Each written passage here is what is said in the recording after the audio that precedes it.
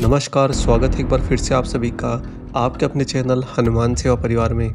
आशा करते हैं कि प्रभु श्री हनुमान जी और परम पूज्य गुरुदेव बाबा नीप करोरी महाराज जी आप सभी भक्तों पर असीम कृपा सदैव बनाए रखें।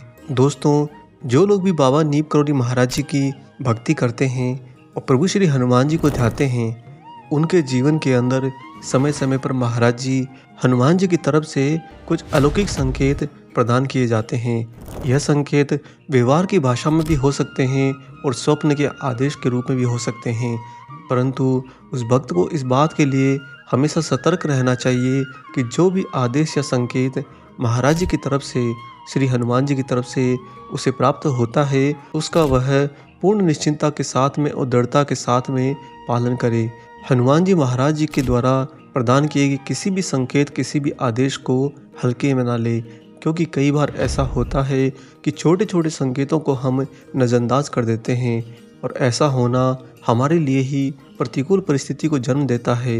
वह किस तरह कि मान लीजिए आपके भाग्य में कोई बहुत बड़ी दुर्घटना आपके लिए आ रही है। उस दुर्घटना से बचाने के लिए पहले आपसे महाराज जी कोई आदेश भाव में कुछ करने के लिए कह देते हैं, परंतु आप बाबा के संकेत, हनुमान जी के आदेश को हल्के में ले लेते हो। ऐसा करने से वह जो महासंकट, महादुर्घटना आपके जीवन में आ रही होती है, उसका आप तक आने का वेग हल्का नहीं हो पाता और वह जब आपसे टकराती है तो वास्तव में आपके जीवन में भूचाल आ जाता है। और इन्हीं आदेश एवं संकेतों के अंदर कई बार महाराज जी हनुमान जी अपने भक्त को भौतिक जगत के संकट तो छोड़िए, काल से भी बचाने का प्रयत्न करते हैं। अतः जब भी आपको कभी हनुमान जी महाराज जी का किसी भी प्रकार का संकेत या आदेश प्राप्त होता है, चाहे वह दैनिक दिनचर्या में किसी के माध्यम से हो या फिर किसी निद्रा में आए स्वप्न के माध्यम से हो, जो भी संकेत आप समझ पाते हैं, जितना भी आप समझ पाते हैं, अगर आपको उसमें किंचित मात्र भी आदेश लगता है तो हमेशा उसका पालन करिए। जैसे कि इसी वीडियो को ले लीजिए, आप हनुमान जी महाराज जी का यहाँ पर सत्संग सुन रहे हैं। वीडियो पूर्ण होने के बाद में अगर आप में से किन्हीं भी भक्त के हृदय के अंदर छोटा सा भी संकेत मिलता है कि क्यों न आज मैं मंदिर में जाकर किसी की सेवा करूं, क्यों न मैं आज जाकर किसी भूखे को भोजन कराऊं, क्यों न मैं आज कहीं जाकर किन्हीं जीव जंतुओं की, प्राणियों की रक्षा करूं, या फिर इतना नहीं तो क्यों न मैं अपने माता पिता की आज बहुत ही तन्मयता के साथ में सेवा करूं। कोई भी संकेत आपको महाराज जी हनुमान जी से अगर ऐसा भी प्राप्त होता है तो उसे कदापि हल्के में ना लें। हमेशा ईश्वरीय संकेत की भाषा को समझिए। ईश्वर के संकेत बहुत दुर्लभ होते हैं दोस्तों। कहीं ना कहीं आपने भक्ति के मार्ग पर थोड़ा सा प्रयत्न किया है या फिर पूर्व जन्म के अंदर आपने अच्छे से भक्ति करी है, इसी कारण से आपको इस जन्म के अंदर ईश्वरीय संकेत को ग्रहण करने का सौभाग्य प्राप्त होता है।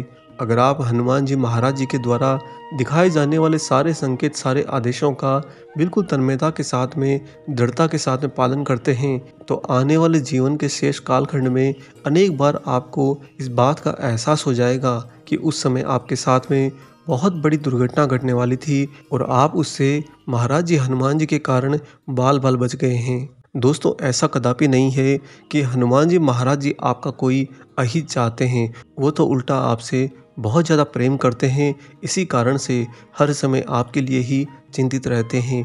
आप तो कृपा मिल जाने के बाद में यहाँ इस भौतिक जगत में भौतिक सुखों को भोगने और आनंद को तलाशने में लग जाते हैं, परंतु वहीं पर हनुमान जी महाराज जी बड़े ही सतर्क होकर आपके साथ रहते हैं, आने वाले एक एक क्षण आपकी रक्षा करने हेतु। अगर कोई भक्त बाबा जी हनुमान जी के द्वारा प्रदान किए गए किसी भी संकेत की अवहेलना करता है तो दुर्घटना किस हद तक हो सकती है, आज के इस वीडियो में महाराज जी के ही एक भक्त की सत्य घटना आपसे साझा करेंगे। आप इस वीडियो को पूरा जरूर देखिए और वीडियो देखने के बाद में ये प्रण लीजिए कि जीवन में जब भी मुझे प्रभु श्री हनुमान जी महाराज जी का कोई भी संकेत या आदेश प्राप्त होता है तो मैं अगले ही क्षण से उनके आदेश, उनके संकेत का पालन करूंगा। आइए आपको ले चलते हैं महाराज जी की इस बहुत ही अद्भुत प्रेरणादायक घटना पर।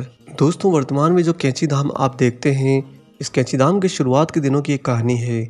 उस समय कैंची आश्रम का निर्माण हो रहा था और जहाँ पर आज कैंची धाम है, वहीं पर सामने की तरफ जो आपको आवासीय योजना दिखाई देती है, वहीं पर किसी जमाने में एक छोटे से मकान में श्री भैरवदत्त तिवारी जी रहा करते थे। तिवारी जी महाराज जी के अनन्य भक्त रहे हैं। बाबा की उन्होंने बहुत सेवा करी है। महाराज जी के समय में वह श्री कैंची धाम में निरंतर अपना योगदान देने हेतु तत्पर रहते थे और महाराज जी अगर श्री कैंची धाम में नहीं होते तो भी वह तिवारी जी से जुड़े रहते थे। अर्थात बाबा कहीं भी हों, तिवारी जी को महाराज जी का आदेश और उनका संकेत हमेशा समय से प्राप्त हो जाता था। एक बार की बात है, जब बाबा महाराज जी श्री कैंची धाम में उपस्थित नहीं थे, उस दिन मध्य रात्रि को तिवारी जी को स्वप्न आया। सपने में उनके महाराज जी प्रकट हुए। बाबा ने सपने में आते ही तिवारी जी से कहा कि तिवारी उठ, तू तो सो रहा है, उठ और मेरा कहना मान। इस आने वाले श्रावण महीने की कृष्ण चतुर्दशी को शिवार्चन करना, तेरे लिए शिवार्चन करना बहुत अनिवार्य है। यह कहते ही महाराज जी ने हाथ उठाकर तिवारी जी को आशीर्वाद दिया। आशीर्वाद देने के बाद में महाराज जी एक प्रकाश पुंज के रूप में अंतर्ध्यान हो गए। तिवारी जी की अचानक से आंख खुल गई और उसके बाद में उन्हें नींद नहीं आई। अगले दिन सवेरे ही वह श्री कैंची धाम आ पहुंचे और श्री सिद्धि माँ से उन्होंने इस सपने की चर्चा करी। श्री सिद्धि माँ ने कहा कि तिवारी जी, अगर आपको महाराज जी ने यहाँ न रहते हुए सपने में आकर आदेश दिया है तो यह वास्तव में आपके हित में है और आपको आने वाले इस श्रावण महीने की कृष्ण चतुर्दशी को शिवार्चन यहाँ कैंची आश्रम में ही कर लेना चाहिए। श्री माँ ने तो उन्हें कैंची आश्रम में ही शिवार्चन करने की सलाह दी। इसके बाद में कृष्ण चतुर्दशी आने से पहले श्री माँ वृंदावन आश्रम चली आई। उधर तिवारी जी ने इसे मात्र एक सपने की बात मानकर ज़्यादा महत्व नहीं दिया। उन्होंने सोचा कि बाबा जब आएंगे तो बाबा से फिर से पूछ लेंगे कि क्या सच में उन्हें शिवार्चन करने की आवश्यकता है। दोस्तों, यहाँ पर भैरवदत्त तिवारी जी ने महाराज जी के आदेश को हल्के में ले लिया और यही उनकी सबसे बड़ी भूल हो गई, क्योंकि जब श्रावण मास की कृष्ण चतुर्दशी आई तो तिवारी जी उस दिन शिवार्चन करने की बजाय पिथौरागढ़ चले गए और दोस्तों वहीं पिथौरागढ़ में भैरवदत्त तिवारी जी की मृत्यु हो गई।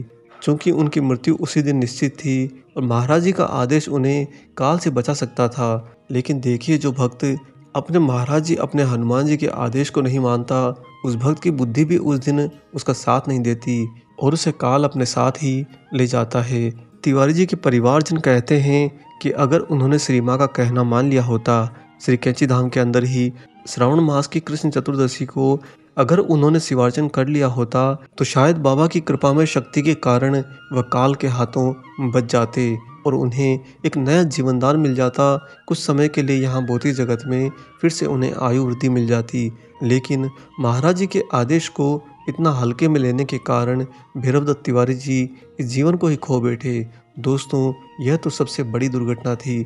अगर हम हमारे जीवन के अंदर अपेक्षा भी करें तो कोई न कोई महासंकट हमारी तरफ जरूर आता है, जब हम अपने ही महाराज जी, अपने ही हनुमान जी के द्वारा दिखाए जाने वाले किन्हीं भी संकेत और आदेशों का पालन नहीं करते हैं, उनकी अवहेलना करते हैं, हल्के में ले लेते हैं। हम इस भौतिक जगत की गतिविधियों का स्वयं को राजा बना लेते हैं, जबकि हमारा जीवन तो एक एक क्षण उन्हीं के ऊपर निर्भर करता है, हमारे हाथ में कुछ नहीं। आप भी महाराज जी हनुमान जी के द्वारा आपको जब भी कभी किसी भी माध्यम से, चाहे वह भौतिक गतिविधि हो या फिर कोई स्वप्न हो, जो कुछ भी आदेश या संकेत प्राप्त होता है, अगले ही क्षण से उसके पालन में लग जाइए। कभी नजरअंदाज मत करिए, क्योंकि हो सकता है उसके पीछे या तो उनकी कृपा आपको प्राप्त होना छिपा हो या फिर कोई महासंकट आपसे टकराना छिपा हो। दोनों ही परिस्थिति के अंदर आपका ही बचाव होगा, आपका ही मंगल होगा। आशा करते हैं कि आज का बाबा का ये प्रेरणादायक प्रसंग आपको जरूर पसंद आया हो। वीडियो अगर अच्छा लगा है तो जाने से पहले से लाइक कर दीजिए और अगर आप चैनल पर नए हैं तो चैनल को सब्सक्राइब कर लीजिए। मिलेंगे बहुत जल्दी ही एक और ऐसे ही अलौकिक अंक के साथ। तब तक अपना और अपने माता पिता का संपूर्ण ख्याल रखिए और परम प्रभु श्री राम जी का निरंतर गुणगान करते हुए बाबा हनुमान और बाबा नीप करोरी महाराज जी की निस्वार्थ होकर सेवा करते रहिए। जय सिया राम।